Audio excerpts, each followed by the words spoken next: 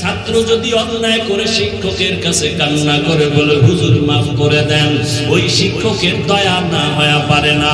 একটা সন্তান যদি কান্না করে মা বাবার সামনে দাঁড়ায়, চোখের পানি দেখলে মা বাবার মায়া না হয়ে পারে না।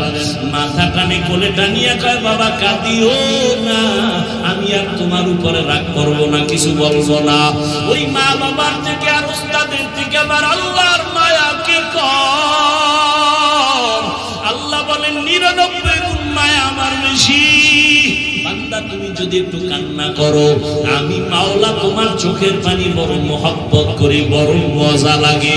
আর এটাও তো নিয়ম, দুনিয়ার ঘরে আগুন লাগলে পানি ছাড়া যেমন ঠান্ডা করা যায় না, গুনার পরিণাম ফল জাহান্নাম, ওই জাহান্নামের আগুন চোখের পানি ছাড়া ঠান্ডা হবে না। ও আমার কলিজার যুবক, আজকে আমিও তো তোমার মতো একটা যুবক সন্তান রে বাবা। আমি তোমাকে এতক্ষণ যে চিল্লাইয়া বয়ান করতেছি, একবারও বলি না আমার মতো হুজুর হইয়া তসবিহ হাতে নাও, লম্বা জামাটা বড় পাগড়ি লাগাও বলি নাই। বাবা তুমি ভয় পাইও না, স্কুলে পড়ো, চাকরি করো, ব্যবসা করো, বাধা নাই। তুমি ডাক্তার হও, ইঞ্জিনিয়ার হও, প্রফেসর হও, তবে দাবি আমার একটা, জীবনে কোনো বেয়াদব হইও না।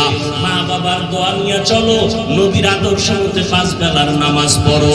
ও যুবক বাবা, আজকে তুমিও নবীর আশিক, নবীর উম্মত মুসলমান, আমিও নবীর উম্মত মুসলমান, অথচ আমি টুপি খুলতে লজ্জা পাই, আর তুমি কেমন মুসল্লি দিতে লজ্জা পাও। আমি দাড়ি কাটতে লজ্জা পাই, তুমি দাড়ি রাখতে লজ্জা পাও। আমি মসজিদে না ঢুকলে লজ্জা পাই, তোমার মসজিদে ঢুকতে গেলে লজ্জা লাগে। কারণটা কি? আমার মাওলার আযাবের ভয় তোমার অন্তরে নাই। এরে আমি যদি তোমার মতো প্যান্ট শার্ট টাই লাগায় রাস্তায় ঘুরতাম, কেউ আমারে বাধা দিত না। কিন্তু না, এই টুপির কারণে মাথা গরম, তোমার থেকে কম বুঝি না। দাড়ির কারণে যৌবনের ভাব চলে যায়, তাও বুঝি। লম্বা জামাটার কারণে গরম লাগে, কম বুঝি না। এরপরে আবার কত টুপিওয়ালা দাড়িওয়ালা বৈরাঙ্গ বিরুদ্ধে কথা বলে গালি দেয়, তাও জানি। এরপরও কেন টুপি ফালাই না, দাড়ি ফালাই না, নামাজ সারি না, বেপরদায় চলি না? একমাত্র কারণ আল্লাহর কোরআন সত্য, নবীর কথা সত্য রে বাবা। একটা কথাও কোরআনে মিথ্যা নাই, একটা কথা আমার নবীর মধ্যে মিথ্যা নাই। ওরে আল্লাহ পাক স্পষ্ট বলেছেন, নেক আমল নিয়ে যারা কবর দেশে যাবে তাদের হবে জান্নাতের ফয়সালা, আর যারা গুনাহ নিয়ে মরণের বিছানায় যাবে তাদের জন্য জাহান্নাম ছাড়া উপায় নাই। এরে নবীর আশিক, ওই জাহান্নাম কেমন ভয়ঙ্কর তাও আল্লাহ বলেছেন। নেক আমলওয়ালাদের জন্য কেমন শান্তির জান্নাত তাও আল্লাহ বয়ান করেছেন। এমন সুন্দর জান্নাত আল্লাহ দিবেন, যারা নেক আমল নিয়ে যাবে তারা পাবে। জান্নাতিন তাজরি মিন তাহতিহাল আনহার, এমন সুন্দর জান্নাত যে জান্নাতের নিচে নহর থাকবে, ঝর্ণা থাকবে, মধুর নহর, দুধের নহর, পানির নহর, শরবতের নহর। মা তাশতাহি আনফুসুকুম, যা চাইবে জান্নাতি জান্নাতে তাই পাবে। আর যারা গুনাহ নিয়ে কবরের বিছানায় যাবে, তওবাও করবে না রে বাবা, এদের জন্য কেমন জাহান্নাম আল্লাহ তাও বয়ান করেছেন। ওয়াকুদুহান নাস ওয়াল হিজারা আলাইহা মালাইকাতুন গিলাদুন শিদাদুন লা ইয়াসুনাল্লাহা মা আমারাহুম ওয়া ইয়াফআলুনা মা ইউমারুন। জাহান্নাম এমন ভয়ঙ্কর, মানুষ আর পাথর দ্বারা জাহান্নামের আগুন আল্লাহ জ্বালাবেন। দুনিয়ার আগুন জ্বালাইতে মানুষ নরম জিনিস ব্যবহার করে, কেরোসিন, খেরকুটা। আর জাহান্নাম এমন ভয়ঙ্কর, মানুষ আর পাথর দ্বারা জাহান্নামের আগুন জ্বালাবেন। ওরে আল্লাহর বান্দারা, জাহান্নামে তো ভয়ঙ্কর, ওই জাহান্নামের ভয়ে টিকিট হাতে পাইয়া ও সাহাবায়ে কেরাম জীবন কান্না করলেন। আবু বকরের কান্নার আওয়াজ, ওমর ফারুকের কান্নার আওয়াজ, ওসমান রাদিয়াল্লাহু তাআলা আনহুর কান্নার আওয়াজ। এইভাবে সাহাবায়ে কেরাম কান্না করেছে। রহমতের নবী বলেন, আমি রাতের বেলা হুজরায় শুয়ে পড়লাম, ঘুমের মধ্যে যাই, আমার চক্ষু বন্ধ, তবে আমার অন্তর ঘুমায় না। হঠাৎ রাতের গভীরে শুনি কান্নার আওয়াজ, আমি হঠাৎ করে উঠিয়া দেখলাম আমার মসজিদে কে কান্না করে রাতের গভীরে।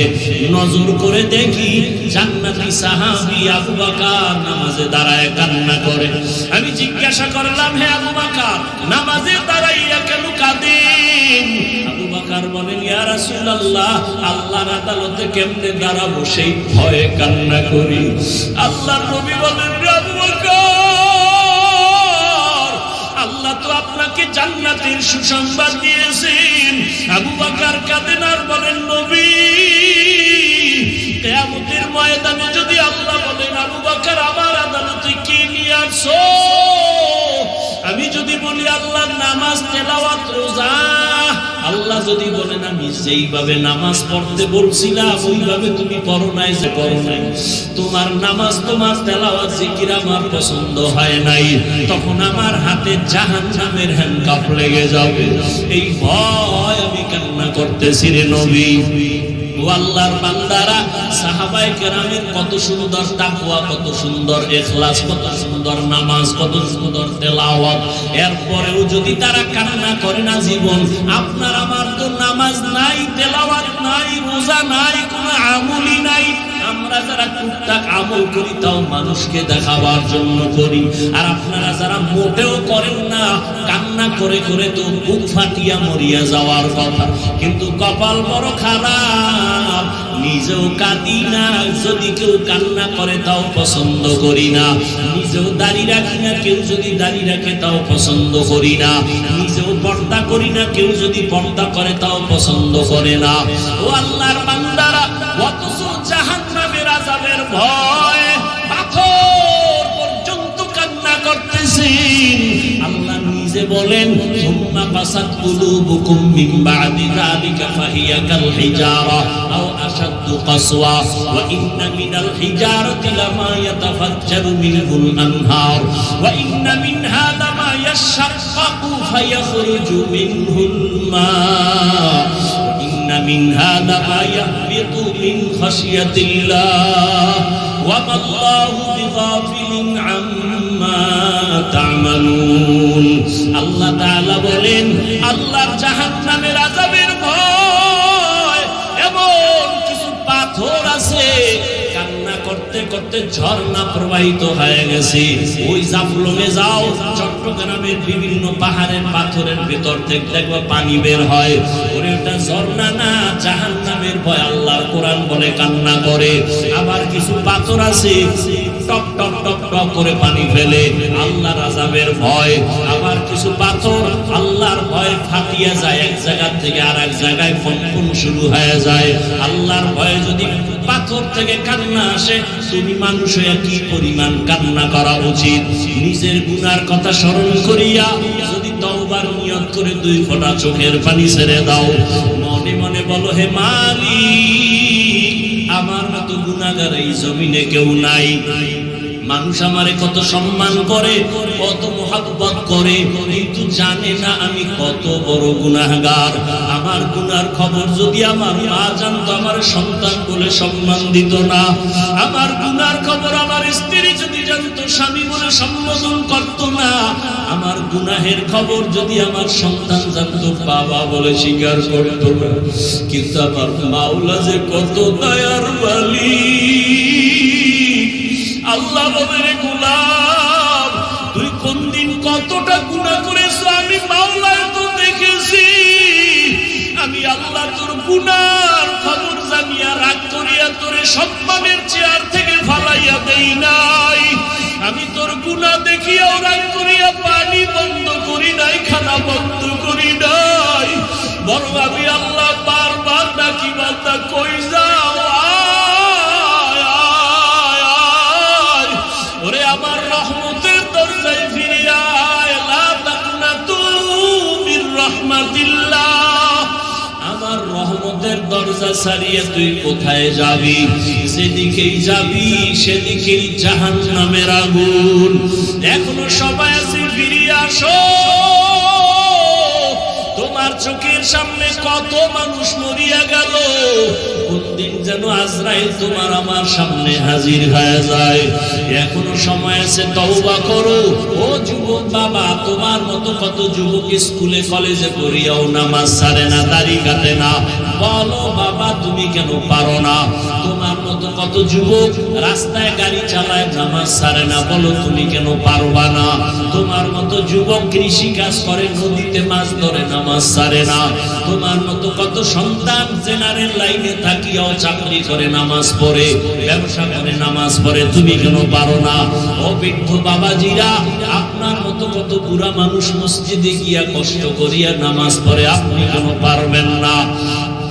ও পর্দার আড়ালের আম্মা জানেরা, বোনেরা, আপনার মতো কত মা, কত বোন এখনো আছে নামাজ পড়ে। কত বোন মোবাইলে সময় নষ্ট করে না, পর্দা রক্ষা করে চলে। ও মা, আপনার মতো কত মা স্বামীর মাল খেয়ানত করে না, হেফাজত করে, সন্তানগুলোকে আদর্শওয়ালা বানানোর চেষ্টা করে। ও পর্দার আড়ালের মা, আপনি কেন পারবেন না আল্লাহর মুহাব্বত নিয়ে নামাজ পড়বেন? আপনার কপাল তো সাধারণ না, আপনারা নবীদের মায়ের মতো দামি মা। আপনাদের কপাল এত ভালো, সাহাবায়ে কেরামদের মায়ের মতোই আপনারা মা।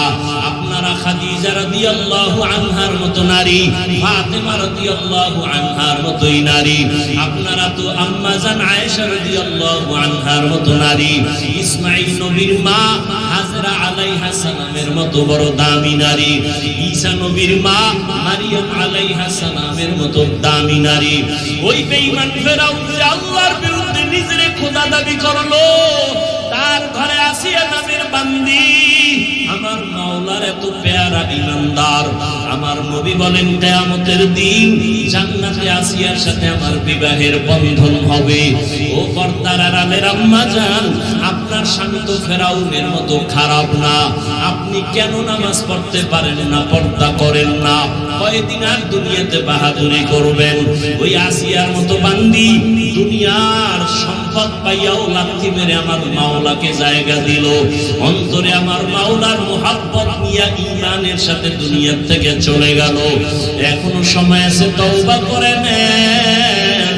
ও যুবক, পেছনের গুনার কথা স্মরণ করে তওবা করো। মনে মনে আল্লাহকে ডাকো আর বলো, হে আল্লাহ, জীবনে শয়তানের ধোঁকায় কম নামাজ সারি নাই, কত বেপরদায় চললাম, হাতের দ্বারা গুনাহ করলাম, চোখের দ্বারা গুনাহ করছি। ও আল্লাহ, আজকে ময়দানে ঢুকে পড়লাম, আর গুনাহ নিয়ে বাসায় যাব না। ও দয়ার মালিক, দুনিয়াতে সূর্যের গরম সহ্য করতে পারি না, একটা মশার কামড় সইতে পারি না, বেতের বাড়ি সহ্য করতে পারি না, গুনাহ নিয়ে গেলে জাহান্নামের আগুনের গরম কেমনে সহ্য করব? ও আল্লাহ, তওবার নিয়ত করে ফেললাম, মরিয়া গেল আর নামাজ ছাড়বো না, দাড়ি কাটবো না, বেপরদায় চলবো না, মা বাবার বদদোয়া নিব না, দোয়া নিয়া উলামায়ে কেরামের পরামর্শ নিয়া নবীজির তরিকা মেনে চলবো। আল্লাহ, তোমার হুকুম নবীর তরিকা মেনে চলবো।